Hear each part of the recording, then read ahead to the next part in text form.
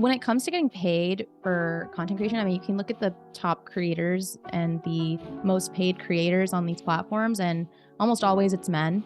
I mean, they had the whole leak of everybody's payouts, I think maybe a couple of years ago, and everybody at the top was male. So I don't necessarily see why people keep thinking that women are getting more viewers or they're getting all this like handout stuff just because we're pretty and stuff. It's very clear that the gaming space is still very dominated by men in dollars and in sheer like population.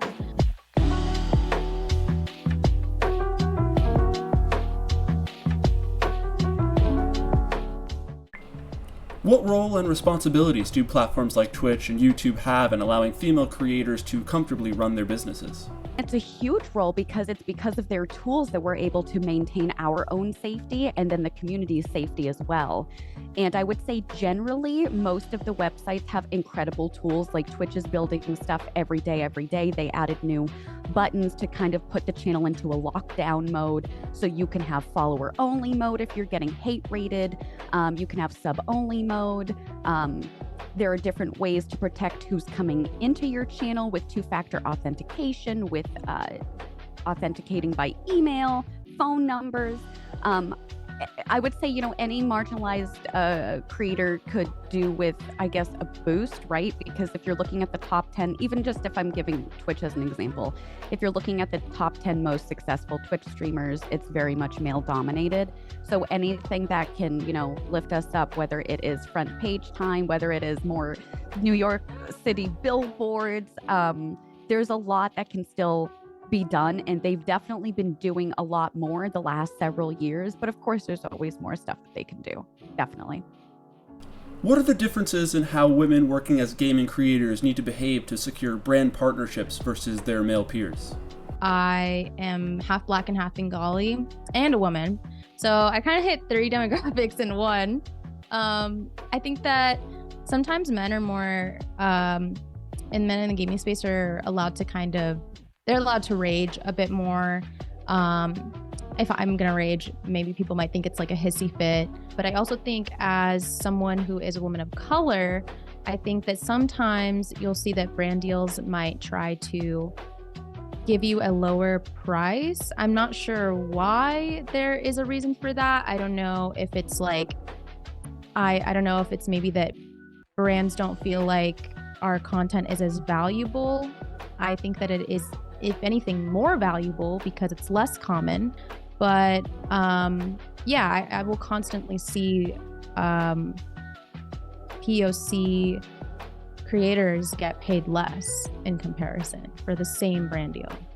A lot of these brands, they're still very much like, the locker room old boys club of, the 90s and early 2000s of like early tech startups where it's all of the brands are very male dominated. So how are they going to position themselves to find, oh, that's right, we need a female creator for this. We have to make sure that we're watching out and stuff, but it's not something that they're thinking about because,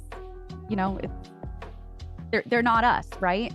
So making sure that you are hiring women into these fields, into these, various video games, into these various peripheral businesses, so that, it's thought of and creators can be targeted and highlighted and uplifted. What advice do you have for other women looking to pursue a career as a gaming creator? To any girls who want to get started into content creation, just do what makes you happy. I know that a lot of times there's a large wall between the super diehard fans who are like maybe a little bit misogynistic and they're like, oh, women don't belong in gaming.